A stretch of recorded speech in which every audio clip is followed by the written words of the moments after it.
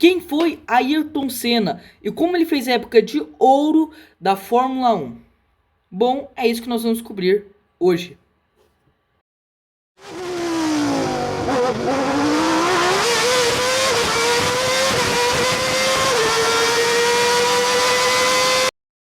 Em 21 de março de 1960, na cidade de São Paulo, nasce Ayrton Senna da Silva.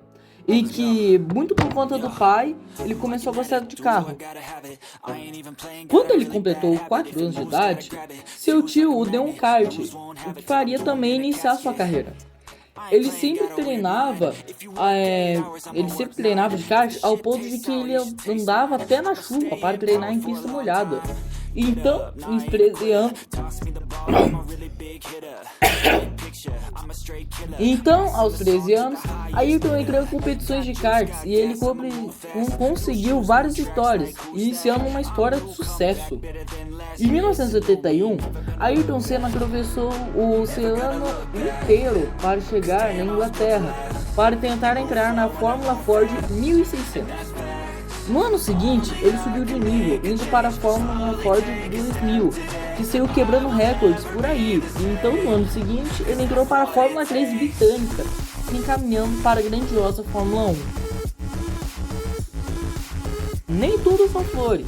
Ele, mesmo atravessando o oceano inteiro para a Inglaterra, ele foi com muito pouco dinheiro, o que fez ele não conseguir uma casa muito boa e, inclusive, por conta disso, por ele estar numa região muito famosa. O carro do sonho tá passando.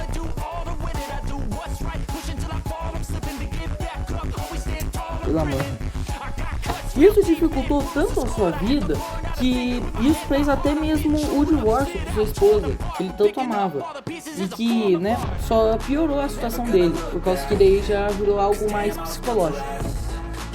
Senna atraiu a atenção de diversas equipes de Fórmula 1, como a Williams, McLaren, Brabham e Toleman. Ao contrário do que se imagina, seu compatriota Nelson Piquet não se opôs à contratação pela Brabham. A patrocinadora da equipe, a Parmalat, tinha mais interesse em ter um piloto italiano na equipe do que ter 2 brasileiros, influenciando na decisão da equipe em contratar o piloto italiano Theo Fabi para a temporada. Senna, imaginando que Piquet tinha mais influência na equipe, ficou ressentido, declarando em uma entrevista que ele não ajudou e nem atrapalhou, dando a entender que sua ida à Brabham foi vetada então pelo bicampeão mundial. Assim, das 3 remanescentes, apenas a equipe Toleman ofereceu para ele um carro para disputar o campeonato de 1984.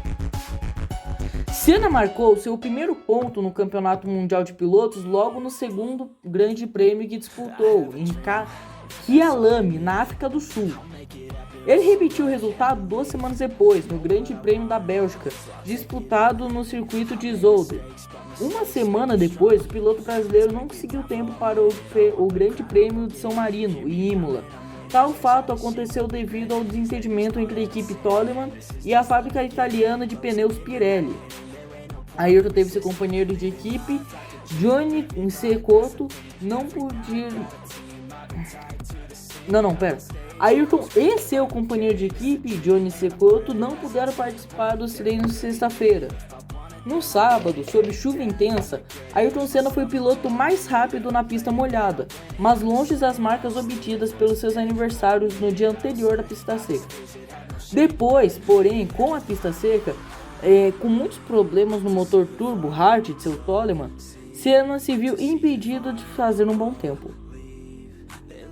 Uma semana antes do GP de Mônaco de 1984, ele participou de um evento promocional Corrida dos Campeões de Nürburgring, ao lado dos ex-campeões de Fórmula 1, como Sir Stirling Moss, Jack Brabham, John Surtees, Phil Hill, Niki Lauda e o futuro campeão Alain Prost. Todos correram com o mesmo carro de rua, um Mercedes 190E 2,3 16, e Senna chegou em primeiro lugar, logo à frente de Niki Lauda. No GP de Mônaco, seu desempenho trouxe-lhe todas as atenções das demais equipes. Classificou em 13º no grid de largada e fez um rápido progresso através das estreitas ruas de Monte Carlo. Na volta 19, passou Nick Lauda, que estava em segundo, e começou a ameaçar o líder Alain Prost, e continuou várias voltas lutando pelo seu primeiro lugar com seu limitado Toleman. A essa altura já havia chovido muito no circuito e a corrida foi interrompida na volta 31 por razões de segurança. Senna chegou a comemorar a vitória ultrapassando Alain Prost a poucos metros da linha de chegada, mas nesses casos o regulamento mandava considerar as colocações da volta anterior. E, ainda por ter sido interrompidas com menos da metade da corrida, os pontos deveriam ser computados pela metade. Senna ainda ganharia 2 pódios naquele ano, terceiro no GP da Grã-Bretanha, Brands Hatch, e no GP de Portugal, em Estoril. Isso o deixou empatado com Nigel Mansell com 13 pontos, apesar de ter perdido o GP da Itália quando a Toleman suspendeu de correr por quebra de contrato, depois de ele ter assinado com a Lotus para a temporada seguinte. Suas atuações fizeram-no a revelação da temporada, segundo revistas especializadas. Ainda em 1984, Senna tomou parte dos 1000 km de Nürburgring, onde pilotou o Porsche 956, correndo em parceria com Henri Pescarolo e Stefan Johansson. Apesar de ser sua estreia nesse tipo de competição, Ayrton Senna conseguiu fazer a melhor volta em 3 oportunidades durante a corrida, tanto em pista seca como em condições de chuva, além de marcar o 7º melhor tempo, também na chuva. Somados os tempos dos três pilotos, a equipe largou em 9º lugar. No final, a equipe de Ayrton Senna conseguiu terminar em 8º lugar, sendo prejudicada por um problema que obrigou o carro a ficar parado durante 17 minutos, aproximadamente 8 voltas. A equipe acreditava na época que, sem o referido problema, o carro chegaria em 3º lugar. Essa corrida, juntamente com a corrida dos campeões de Nürburgring, foram as únicas que Senna realizou correndo com carros de cockpit fechado. Em novembro de 1984, Ayrton acabou sofrendo com uma paralisia facial, que a princípio se pensou ser um derrame. Na verdade, era uma paralisia facial periférica, resultado de uma mastoide, inflamação do nervo mastoide, responsável pelos comandos do cérebro à musculatura facial. No princípio, Senna tratou a doença com altas doses de cortisona, porém, com medo dos efeitos colaterais, experimentou o tratamento alternativo com o médico Haru Nishimura. No entanto, o tratamento não surtiu efeito, tendo assim que voltar ao tratamento convencional. O problema só foi resolvido quando o preparador físico Nuno Cobra começou a tratar o piloto. Na Hungria, um circuito ainda mais travado, repetiu uma vez mais a estratégia, mas foi ultrapassado logo em seguida por Nelson Piquet. Ainda nesse ano, Ayrton Senna se tornaria definitivamente um ídolo no Brasil ao conquistar a segunda vitória na temporada do GP dos Estados Unidos, disputado em Detroit, e começou o campeonato novamente na 4ª colocação, com 55 pontos, 8 pole positions e 6 pódios. No mesmo ano ainda, a convite da revista britânica Cars and Car Conversions, Senna fez testes em carros de rally. Ele dirigiu um Vauxhall Nova 1.3, um Golf GTI do Grupo A, um Ford Sierra Cosworth RS, um Escort V6 3.4 de tração integral e um Altimetro 6R4 do Grupo B, com o mesmo V6 que acabou no Jaguar XJ220. Com apenas 250 cavalos, a matéria rendeu 8 páginas. Mais tarde, essa edição se tornou...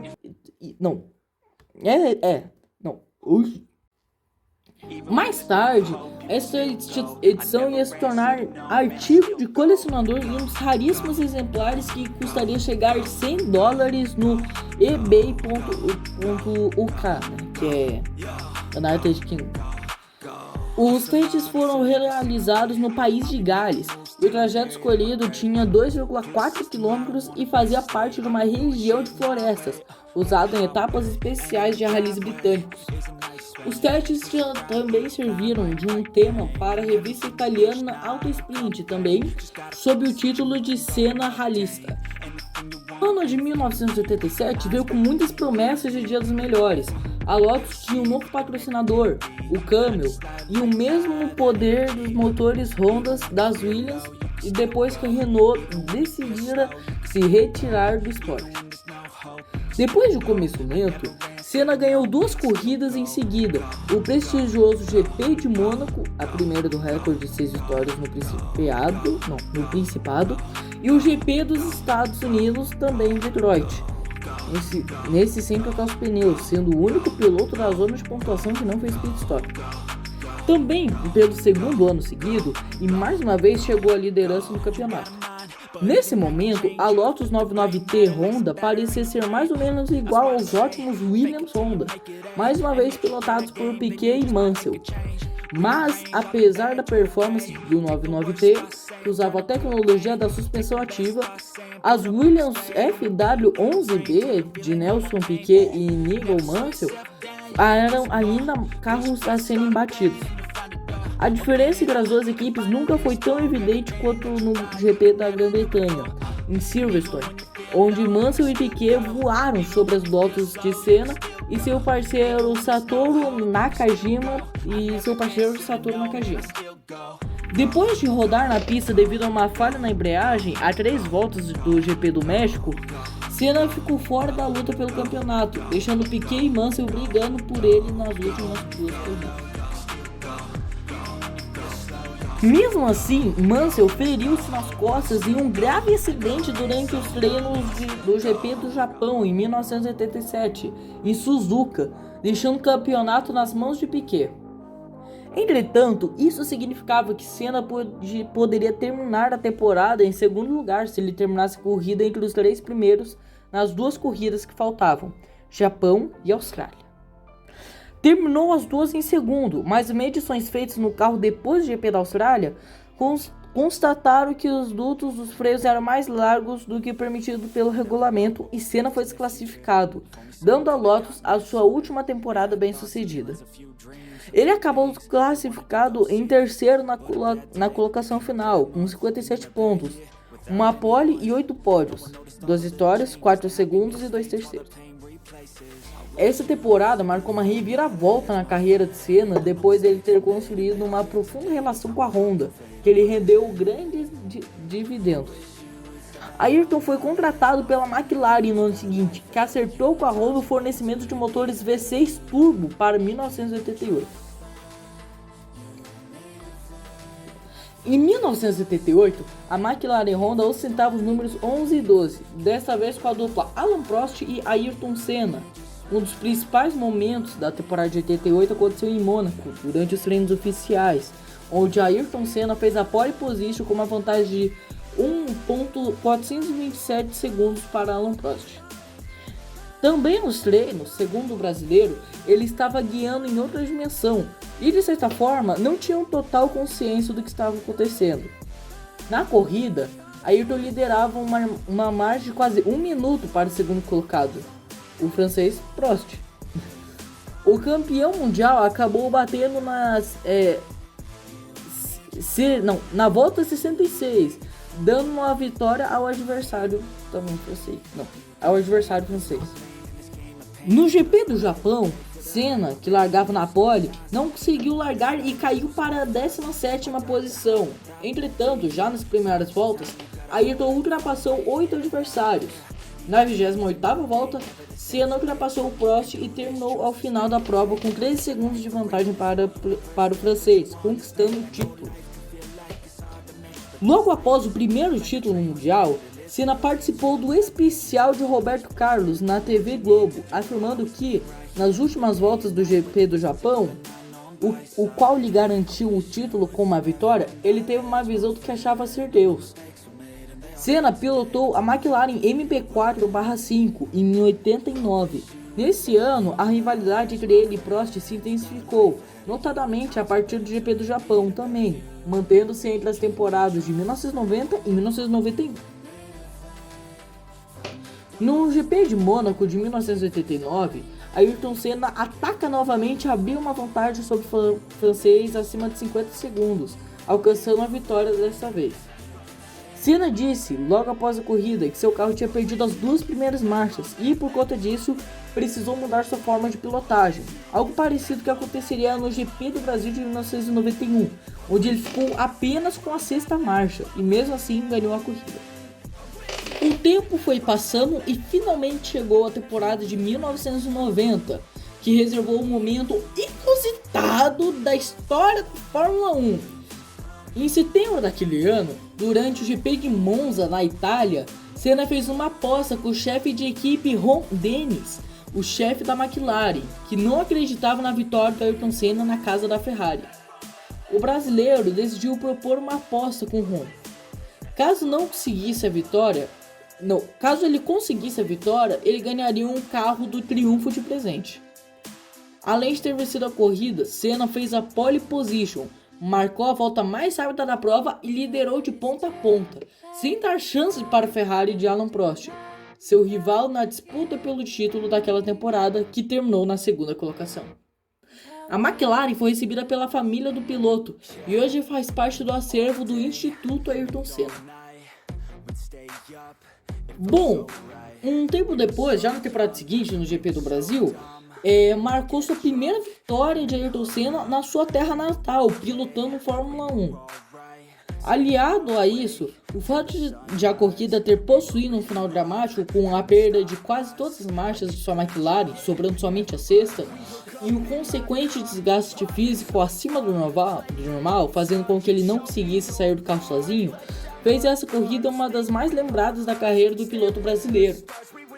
Logo após a bandeirada final, a comunicação de rádio da equipe foi aberta à TV, no exato momento em que Ayrton gritava, em parte pela vitória inédita, também pelas suas dores que sentia devido aos gastos da corrida. Ainda na pista, em seguida à conquista inédita de Senna, os fiscais de pista comemoravam a vitória do brasileiro com pulos e abraços. Mais tarde, Ayrton Senna retornou à sua mansão na zona norte da cidade de São Paulo, escoltado por policiais devido à presença maciça de público em frente à sua residência. Em seguida, já em cima do muro que cerca a mansão, Senna acenou para o público presente. Com o fim da temporada em 1991, depois de conquistar seu 3º título mundial, mesmo com equipamento inferior em relação a Williams, Senna explicou à imprensa o que acontecerá no ano anterior, o que aconteceu no ano anterior em Suzuka. Tinha como propriedade conseguir a pole, pois havia recebido informações seguras de que mudaria de lado, passando para a esquerda, o lado limpo da pista, somente para descobrir que essa decisão havia sido revertida por Balestre depois que ele conquistaria a pole. Ao explicar a colisão com Alain Prost, Ayrton Senna disse que queria deixar claro que ele nunca iria aceitar decisões injustas de Balestre, incluindo sua desclassificação em 89 e a pole de 90. Eu acho que o que aconteceu em 1989 foi imperdoável e eu nunca irei esquecer disso. Eu me empenho em lutar até hoje. Você sabe o que aconteceu aqui? Prost e eu batemos na chicane quando ele virou sobre mim. Apesar disso, eu voltei à pista, ganhei e eles decidiram contra mim, o que não foi justo. E o que aconteceu depois foi um teatro, mas eu não sei o que eu pensei. Se você faz isso, você será penalizado, multado e talvez perca sua licença.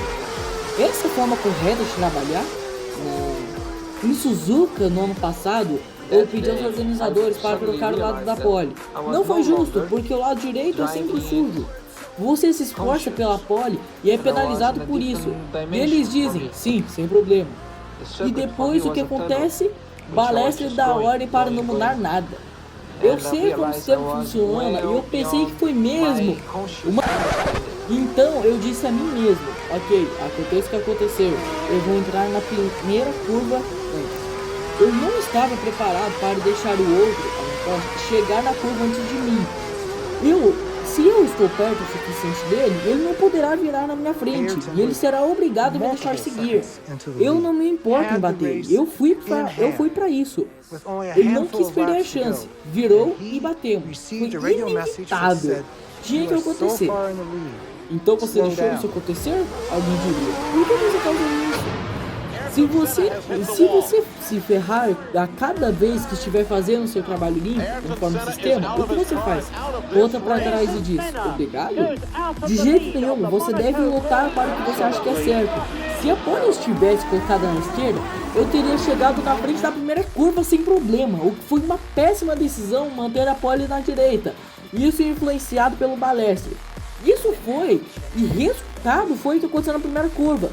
Eu posso ter contribuído, mas não foi minha responsabilidade. Ora, Ayrton, você filosofou aqui, hein? Caramba! Ora? Logo após a conquista do tricampeonato mundial de Fórmula 1 em 91, Senna foi recebido com honras militares e de estadista na sua chegada na capital paulista. Primeiro, o avião no qual ele aportou em São Paulo foi acompanhado, no trecho final da viagem, por caças da Força Aérea Brasileira. Logo após, ele recebeu da então prefeita Luísa Erundina a chave da cidade. Em seguida, ele desfilou em um carro aberto pelas ruas da cidade. A princípio, a carreata seria feita como caminhão do corpo de bombeiros. Porém, com a negativa do próprio Ayrton, ele terminou desfilando em um carro conversível particular. A enorme quantidade de pessoas e automóveis aglomerados acabou por prejudicar o trânsito da cidade, além de ocasionar um acidente envolvendo 5 carros. Ainda no mesmo ano, no Autódromo de Estoril, em Portugal, Ayrton participou de um desafio inusitado. Ele, com seu McLaren MP4/6, além de Garrett e Hess, um piloto conquistaria o título na Fórmula 2 britânica de 1986, com o Honda Concerto, Alan McNish, futuro tricampeão das 24 horas de Le Mans de 1998, 2008 e 2013 com Porsche 911 Turbo, disputaram uma volta no autódromo português para constatar quão rápido era um carro de Fórmula 1. O primeiro a largar foi o Honda, 19,5 segundos depois. O primeiro a largar foi o Honda, 19,5 segundos depois foi a vez do Porsche, e 1 minuto 15 segundos após foi o Honda também, e 55,5 segundos após o Porsche foi a vez da McLaren ao final da volta. Ayrton chegou à frente no desafio, com um tempo total de disputa de 2 minutos e 28 segundos, sendo que 1 minuto e 13 foi o tempo marcado por Ayrton para completar a volta no circuito. Nossa, tá bem bonito aqui. Em 1992, Senna chegou até cogitar correr na Fórmula Indy. O primeiro incidente aconteceu durante o treino de GP da Bélgica. Naquele treino, o piloto francês Eric Comas bateu violentamente contra o muro e ficou desacordado, com seu carro parado no meio da pista. Ao passar pelo local segundo acidentes, Senna parou sua McLaren e correu em direção à Ligier/Renault, que vazava combustível e estava prestes a explodir. Percebendo que Comas estava desacordado no cockpit, Senna desligou a ignição do carro do companheiro e evitou o risco de incêndio. Já o segundo acontecimento foi o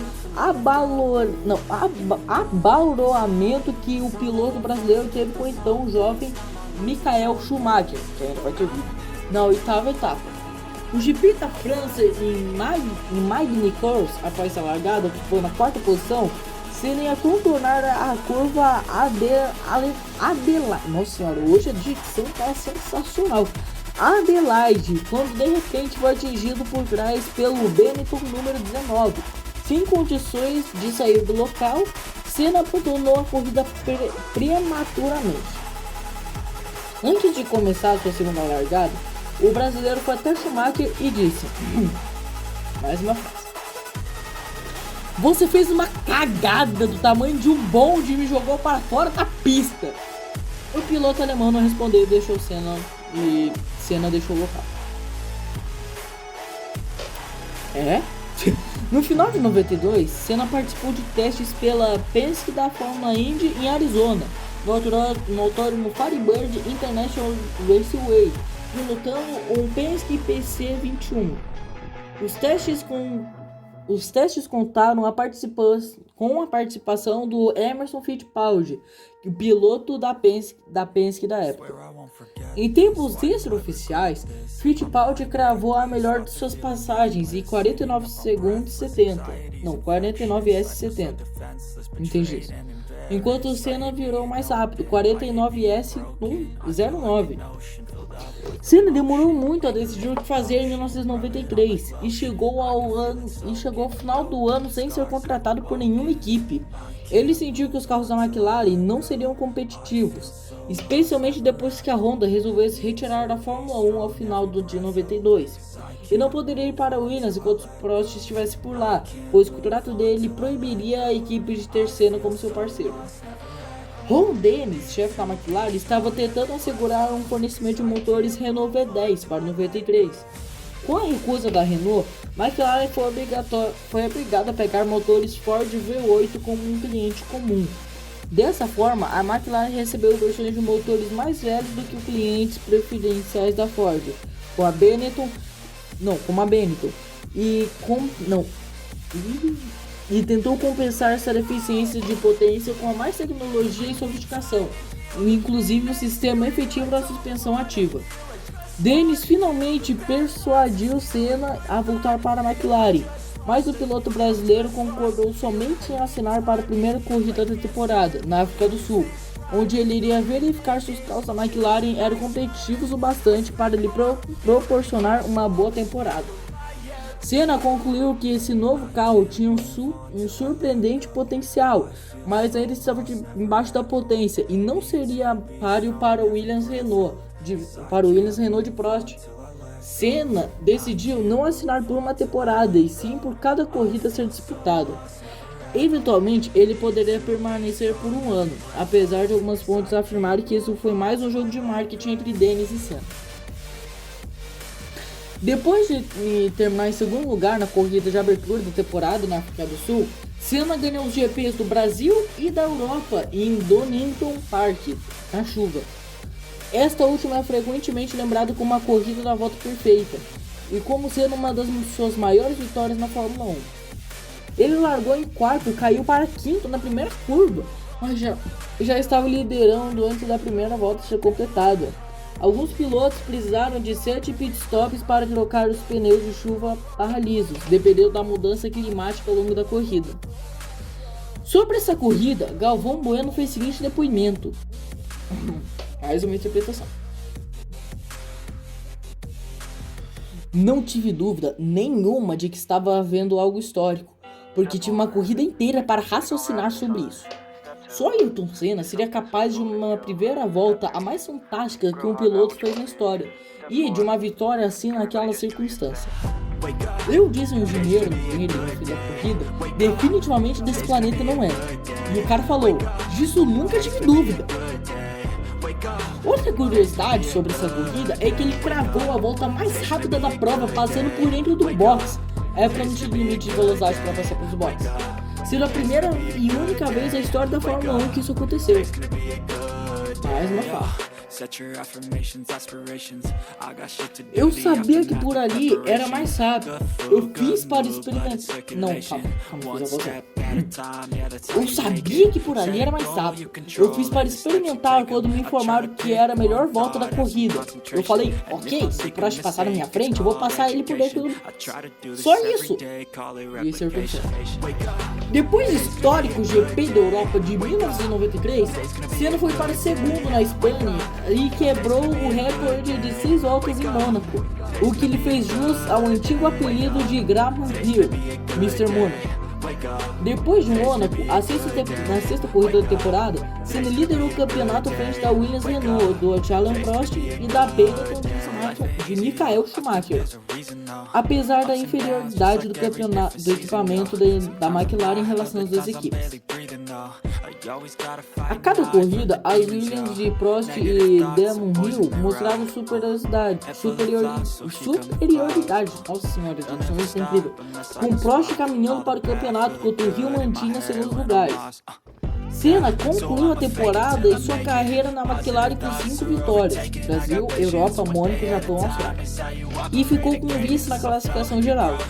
A penúltima corrida da temporada foi marcada por um incidente entre estreante norte-irlandês Ed Irvine e Senna, iniciado uma manobra do atrevido piloto. Após a prova, o brasileiro, inflamado, foi aos boxes da equipe Jordan e socou o estreante na categoria.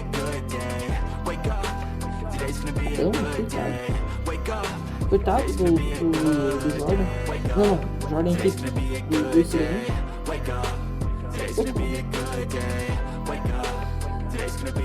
Senna já havia tentado entrar para a Williams em 1993, mas foi impedido por Prost, que votou em seu nome. Ayrton Senna se oferece para pilotar por nada, pois seu desejo era fazer parte da vencedora equipe Williams-Renault, mas foi impedido por uma cláusula do contrato de francês que impediu o brasileiro de entrar na equipe, ato declarado no filme Senna. Porém, essa cláusula não se estenderia até 1994, o que fez Prost se retirar das corridas um ano antes de vencer seu contrato, preferindo isso a ter seu principal rival como seu companheiro de equipe. Em 1994, Senna finalmente assinou com a equipe Williams. Agora já estava na equipe e havia ganho os 2 campeonatos anteriores com veículos superiores aos demais. Prost, Senna e Damon Hill haviam ganho todas as corridas, exceto uma, vencida por Michael Schumacher.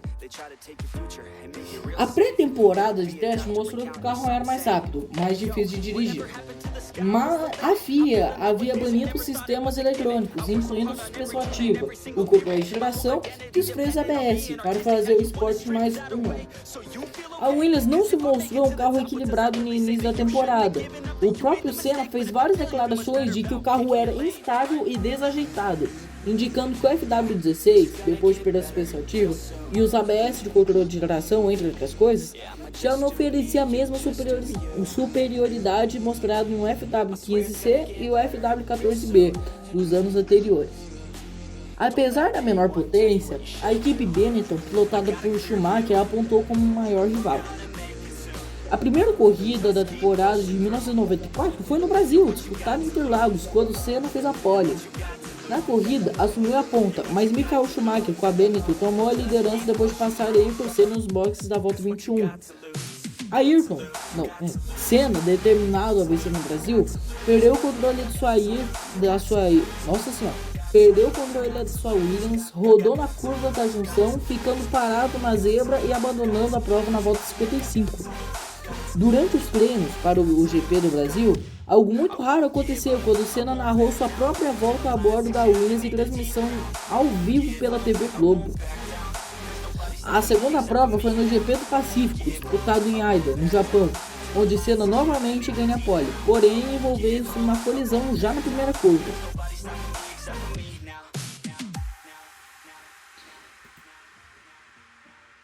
Bom, ainda naquele ano, no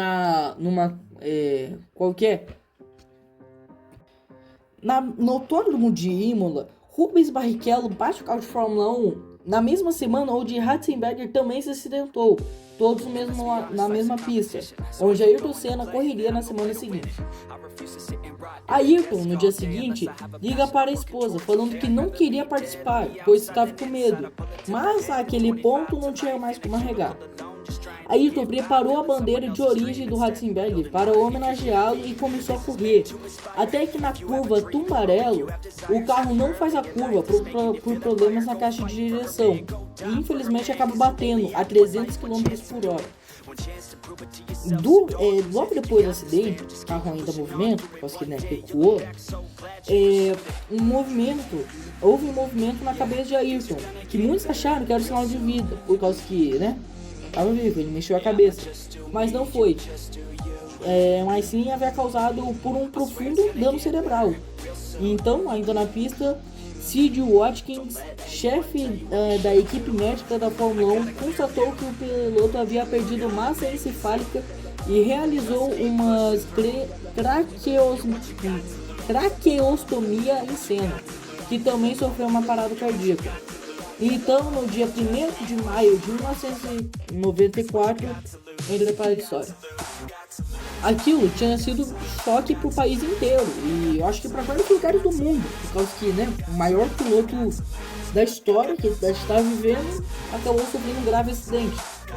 E então, por conta disso, muitas pessoas abandonaram a Fórmula 1, tanto porque acharam que não tinha mais graça, já que Senna não estava mais lá, tanto por, né, não conseguir ver uma corrida, né, lembrando o que aconteceu com o Senna.